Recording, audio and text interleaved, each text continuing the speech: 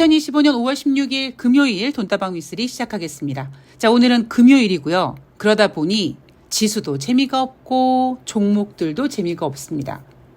제가 요즘 여러분들께 반복해서 요즘 주식시장의 분위기를 전해드리는 몇 마디가 있는데 그중 첫 번째가 뭐냐면 요즘과 같은 주식시장, 그러니까 지수대는 잡아두고 종목들이 움직이는 종목 장세에서는 주중에 휴장이 있다던가 아니면 오늘 같은 금요일, 이런 요일의 영향을 많이 받게 됩니다.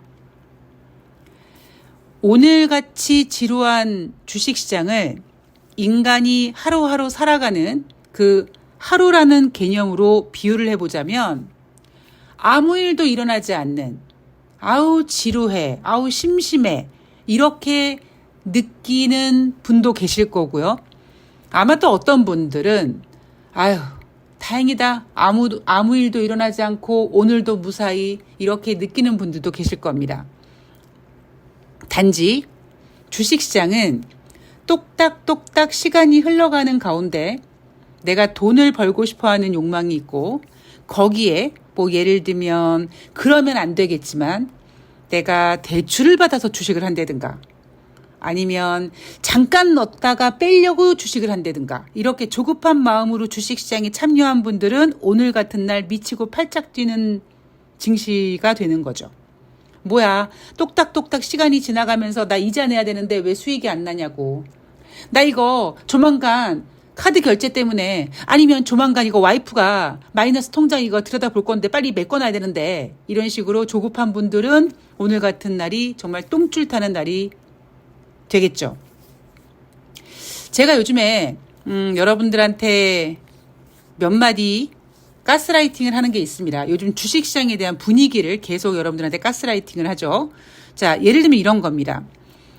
지금 주식시장은 마치 미국과 중국의 무역 협상이 잘 되면 아무런 걱정 근심 없는 것처럼 보이게끔 만든다. 그런데 정작 주식은 미국과 중국의 무역 협상보다는 경제 지표 혹은 부진한 경제 지표에 집중하고 있다라는 이야기를 자주 해드리고 있습니다. 제가 아까 오늘과 같은 주식시장을 인간의 하루에 비유해드렸잖아요. 뭐 이런 거죠. 뭐 예를 들면 저 같은 경우에는 오늘 이렇게 오후 3시가 넘어가고 근데 아무것도 하지 않고 그냥 침대에 누워서 먼 산만 바라보는 띵야 하루를 보냈다고 칩시다. 그렇다고 진짜 띵야 아무 일도 없는 건 아니잖아요. 그죠? 어딘가에서 제가 뭔가 사고를 친 어떤 그게, 아이고 미쓰리 너 사고 쳤다며, 이렇게 그게 수면 위로 올라오려고 하는 그런 꿈틀꿈틀한 것이 보이진 않지만 어디서 들썩거리고 있을 거고, 또 아니면 제가 그동안 열심히 노력을 해서 뭔가 이제 미쓰리가 드디어 빛을 발하는 그런 날이 이제 올 텐데 지금은 모르겠는데 수면 아래서 너 그동안 졸라 열심히 살았다며, 너 이제 빛을 발할 거야, 뭐 이런 그런 어떤 기운이 꿈틀꿈틀 움직이는, 즉 수면 위에서는 아무 일도 일어나지 않는 것 같은 평온함을 느끼지만 그 밑에는 엄청난 변화와 어떤 모멘텀 같은 것들이 꿈틀꿈틀 거리는 그런 장세가 요즘과 같은 주식시장입니다. 오늘 아침에 제가 HTS 프로그램을 딱 켰는데 밑에 하단에 이렇게 뉴스가 올라오잖아요. 그런데 뭐라고 나오냐면 오늘 9시에 주식시장이 상승 출발하니까 미국의 금리 인하 기대감으로 코스피가 상승 출발했다라는 기사가 까꿍 하고 올라오더라고요. 이 이야기 미쓰리가 미리 여러분들한테 이야기를 해드렸습니다. 뭐 금리 인하 이런 게 아니라 마치 시장은 미국과 중국의 무역 협상 이것만 완성이 되면 아무 일도 일어나지 않을 것처럼 생각하고 있으나 정작 지금 주식시장이 바라보고 있는 거는 미국의 부진한 경제 지표, 즉 금리 인하 필요성. 그런데 지금 주식시장에서는 오히려 미국의 선물시장에서는 6월 달까지도 혹은 7월 달까지도 금리를 동결해야 되지 않을까, 이런 분위기가 반영이 되고 있어요. 그런데 우리나라 주식시장은 우리나라가 좀 빠르죠. 그죠? 성격들도 급하고 좀 빠릅니다. 미국의 경제지표 꼬라지를 보니까 미국이 금리 인하할 것 같은데 이런 분위기가 막 반영이 되다 보니까 뉴욕 증시는 혼조세로 마감했으나 대한민국 코스피 시장은 상승 출발했다. 뭐 이렇게 전문가들은 해석을 합니다. 물론 이것도 굉장히 조심해서 접근해야 되는 겁니다. 제가 매번 말씀드립니다만 제롬 파월 연준 의장은 금리 대응을 못하고 있어요. 통화정책 대응을 상당히 못난이처럼 하고 있습니다. 지금 정작 금리를 인하한다고 막 좋아질까요? 그렇지 않아요. 지금 연준의 포지션은 금리를 인하하고 싶은 마음은 간절한데 아이 저놈의 트럼프의 저 관세 전쟁 때문에 관세 전쟁하면 관세가 올라가고 관세가 올라가면 물가가 뛸 거고 그러면 인플레이션이 상승할 거고 그러면은 엿대는데 이런 생각을 하다 보니까 이러지도 못하고 저러지도 못하고 그냥 금리 동결로 지금 이런 분위기를 유지하고 있어요. 제가 앞에 방송에서 말씀드렸습니다. 연준의 통화정책 중에 금리 인상만 해야 돼, 인하만 해야 돼, 꼭 두 가지만 있는 게 아니라 동결이라는 것도 있다. 어쩌면 경기가 진짜 골디락스라면 뭐 경기가 진짜 뭐 연착륙이라면 동결도 나쁘지 않죠. 근데 작년 같은 경우에는 오히려 시장은 금리 인하를 간절히 바라고 원했는데 미국 경제는 우리 고용 좋다, 경제 나쁘지 않다 라고 얘기하면서 금리를 동결했습니다. 정작 시장은 금리 인하를 원했고요. 지금은 정반대라고 했습니다. 지금은 금리를 인하해야 됨에도 불구하고 지금 트럼프의 관세 전쟁 때문에 연준이 인하를 못하고 있고요. 문제는 마찬가지로 똑딱 시간이 지나가면서 우리가 해결해야 될 숙제들이 눈덩이처럼 커진다라는 거죠. 제가 이 이야기를 몇 년 전에 제롬 파월 연준 의장이 1월달 인플레이션 상승을 일시적이라고 평가하고 금리 인상을 안 하다가 나중에 똥줄 타가지고 하반기에 75bp씩 막 연달아 금리 인상했을 때 제롬 파월 연준 의장이 밀린 숙제를 급하게 했다. 그 급하게 한 밀린 숙제 때문에 미국의 경제 지표가 훼손된다. 그래서 어떤 경제 지표는 급격한 금리 인상으로 정점 찍고 꼬꾸라지는 경제 지표가 있는 반면에 또 어떤 경제 지표는 또 깍꿍하고 우상향을 그리는 경제 지표가 있고 그래서 그때 통화 정책을 제대로 하지 못하다 보니까 뭔가가 지금 이렇게 얽혔어요. 그 상태에서 트럼프는 관세 전쟁을 시작하고 연준을 압박하고 있는 겁니다. 여전히 연준은 쫄아 있는 거죠. 그래서 제가 금리 인하를 진작 했어야 되는데 지금 못하고 있고 이 못하고 있는 이 상황이 나중에 금리 인하를 하던 뭐 어떻게 되든 분명히 우리가 또 감당해야 될 어떤 숙제가 될 것이다 라는 이야기를 최근 방송에서 계속 반복해드리고 있습니다. 자, 5월 15일 목요일 뉴욕 증시 3대 지수 역시 혼조세로 마감했습니다. 다우지수가 0.65% 상승, S&P 500이 0.41% 상승, 나스닥이 0.18% 하락했습니다.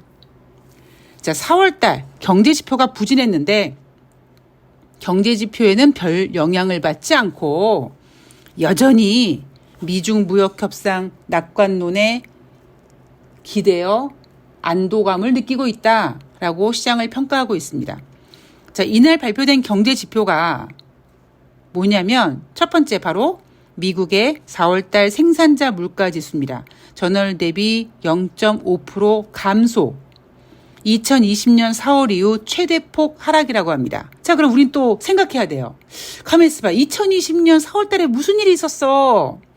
그때 코로나가 처음에는 2019년 12월 달에는 저 중국의 우한 폐렴으로 시작을 해서 1월 달에 대한민국에 사망자가 생기고 이 코로나는 태평양을 건너가 3월 달부터 미국 도시를 셧다운 시켰습니다. 그때 이후 최대폭의 생산자 물가지수가 하락했다는 거예요. 자, 생산자 물가지수의 하락은 무엇을 의미하냐? 경기 둔화 혹은 경기 침체를 의미합니다. 인플레이션이 주식시장의 핫 이슈였을 때는 인플레이션 잡아야 돼. 아유, 다행이네. 생산자 물가지수, 소비자 물가지수가 둔화됐네. 아이고, 연준이 목표치로 하는 인플레이션 2%에 근접하겠네. 이렇게 안도감을 느끼게 할 수 있는 지표일 수 있겠습니다만 지금은 바라보는 방향이 다릅니다. 지금은 인플레이션은 의미가 없다고 몇 번을 말씀드렸죠. 그리고 목요일이었으니까 주간 신규 실업상 청구 건수 전주와 비슷해서 22만 9천 건을 기록했습니다. 그리고 4월달 소매 판매 전월 대비 0.1% 상승, 3월달에 기존 1.5% 상승에서 1.7%로 상향 조정을 했습니다. 자, 3월달에 왜 소매 판매 잘 나왔어요? 라고 궁금해하시는 분들이 계실 거예요. 그럼 우린 또 생각해야 돼요. 왜 그랬지? 그랬을 때 지금 트럼프가 미국과 중국의 관세 전쟁에서 일시적으로 90일 동안 유예 기간을 두고 세 자릿수 이상의 관세 전쟁을 일단 철회해 줬잖아요. 어제 방송에서 말씀드렸듯이 이유는 미국의 기업들이 올 연말 블랙 프라이데이라든가 아니면 크리스마스 시즌을 마련해서 물량을 쟁겨놔야 되는데 그 물량을 쟁겨놓는 기간이 지금이다. 그래서 일시적으로 관세를 철회시켜줬다라고 말씀드렸습니다. 그것처럼 지금은 또 그렇다면 3월달부터 관세 전쟁이 되게 세게 엑셀을 밟기 시작했고 드라이브를 걸기 시작했고 그러다 보니 4월 초에 주식시장이 개판 5분 전이 됐습니다. 초반에 그랬죠. 여러분 잊어버리시면 안 돼요. 막 사이드카 걸리고 막 그랬습니다. 대한민국 코스피 시장. 그러다 보니 진짜 관세 전쟁이 시게 일어날 것 같은 정말 저것들 100% 넘는 관세 때릴 것 같아 이런 불안감에 미국 국민들이 뭘 했다? 사재기를 했다. 그래서 3월 달에 소매 판매가 잘 나왔다. 그리고 다른 경제 지표들은 되게 후지게 나오고 있지만 그나마 그래도 4월 달 소매 판매는 전월 대비 0.1% 상승했다. 근데 4월 달에 100% 넘는 관세를 부과하겠다고 하고 관세 전쟁이 걱정된다고 하고 거기에 비해 소매 판매가 크게 증가한 건 아닙니다. 그 이유는 4월 초반에 주식시장이 흔들렸던 것처럼 미국 국민들의 심리도 흔들렸고 경제가 안 좋을 거다라고 느끼다 보니 이거 사재기를 해야 될 것 같은데 쉽게 지갑이 열리지 않았던 거죠. 그래도 일찍이 쟁겨놓을 건 좀 쟁겨놓자라고 했지만 거기에 비해선 소매 판매가 크게 증가되진 않았고요. 오히려 0.1%의 상승밖에 증가되지 않은 부분은 미국 경제가 썩 좋지 않구나라고 해석할 수 있을 것 같습니다. 문제는 그러나 여전히 6월달 금리 동결 확률이 91.8%고요. 7월달도 지금 금리 동결 분위기로 몰아가고 있습니다. 이날 제롬 파월 연준 의장의 발언이 있었는데 금리 경로에 대해서는 언급하지 않았어요. 자, 왜 언급하지 않았습니까? 신중해서? 아니에요. 제롬 파월 연준 의장은 신중이고 나발이고 그냥 얘는 하고 싶은 얘기 필요할 때마다 했습니다. 미쓰리 언제 그랬어? 라고 궁금해하시면 언젠가요? 2023년으로 돌아가 볼게요. 2023년도에 3월 달입니다. 제 기억으로는 3월 5일로 기억하고 있는데 3월 5일 날 제롬 파월 연준 의장이 우리 50bp 금리 인상할 거야 라고 큰 소리를 빵빵 쳤어요. 그런데 주말을 보내고 3월 7일 월요일인가요? 실리콘밸리 뱅크 사태가 빵 터집니다. 그것처럼 제롬 파월 연준 의장이 매번 과묵한 사람이 아닙니다. 그런데 이번엔 과묵해요. 통화 정책에 대한, 통화 경로에 대한 이야기를 하지 않습니다. 왜요? 몰라서. 마치 5월달 코스피 예상 밴드를 하단을 2200을 잡는 대한민국 증권사 애널리스트들처럼 모르니까 넓게 잡는 겁니다. 그러니까 뭐든지 그 안에 걸리기만 하면 되죠. 그죠?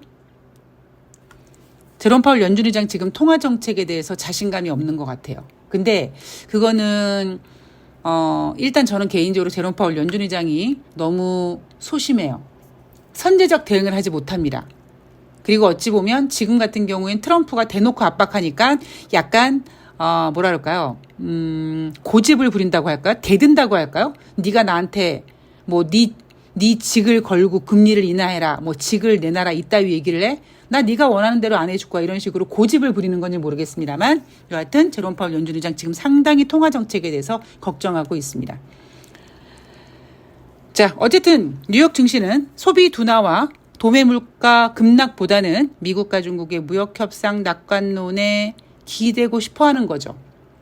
왜냐하면 사람은 나쁜 것보다는 좋은 거 좋아하고 나쁜 소식 별로 듣고 싶지 않고 나쁜 건 피하고 싶어하는 심리가 있다 보니 지금 정작 우리가 직관해야 될 거는 소매 판매가 둔화됐네. 야, 저거 사재기가 극성을 부릴 때인데도 불구하고 미국 국민들이 저만큼밖에 소매 판매를 못 만들어냈네. 아니면 생산자 물가지수가 2020년 4월 이후 이렇게 크게 하락했네. 이거 미국 경제 걱정되네. 이런 거를 피하고 싶은 거죠. 그러니까 오로지 바라는 게 뭡니까? 미국과 중국의 무역 협상. 요거 완성된 거 아니에요. 유예된 겁니다. 왜 유예됐는지 어제 방송에서도 오늘 방송에서도 말씀을 드렸어요. 트럼프는 어떻게 할지 모르는 인간입니다. 그리고 이대로 물러날 것 같진 않아요. 뭔가 또 중간중간에 이렇게 꿈틀꿈틀 하겠죠. 그래서 매번 흥분하지 마시라. 그나마 지금 우리나라 주식시장 2620포인트 잘 지키고 있는 거예요. 막상 분위기 2600포인트 넘어가니까 막 금방 2700 갖고 그런데 그렇지 않다고요. 그리고 어제 방송에서도 역시 말씀드렸습니다만 2600포인트 다시 반납할 수 있다라는 거를 염두에 두시고 매매 잘하시기 바랍니다. 다시 한번 말씀드립니다만 주식이 오르고 내리는 게 중요한 게 아니라 지금 주식시장이 어떤 판인지를 정확히 알아야 되거든요. 올해는 어쨌든 미쓰리가 예상한 대로 지수를 잡아두고 그 지수도 지금 딱 2400 아니면 맥시멈 2600도 금방 내놓을 수 있는 그 상태에서 종목들이 움직이는데 그 종목들조차도 주중에 휴장이 있거나 아니면 오늘 같은 금요일 장에 영향을 받는다.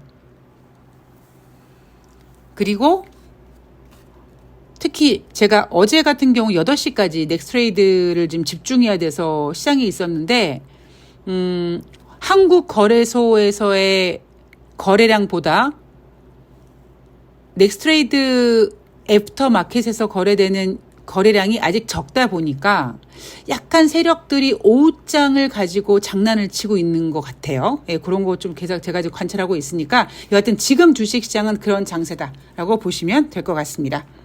자, 오늘 돈다방 미쓰리는 여기서 마칠 거고요. 저는 금요일 뉴욕 증시 준비해서 여러분들께 찾아뵙도록 하겠습니다. 오늘 너무 축축해서 제가 지금 제습기를 틀어놨습니다. 끈적끈적해가지고요. 자, 여러분들 모두 뽀송뽀송한 하루 되시고요. 전 다음 방송에서 뵐게요. 고맙습니다.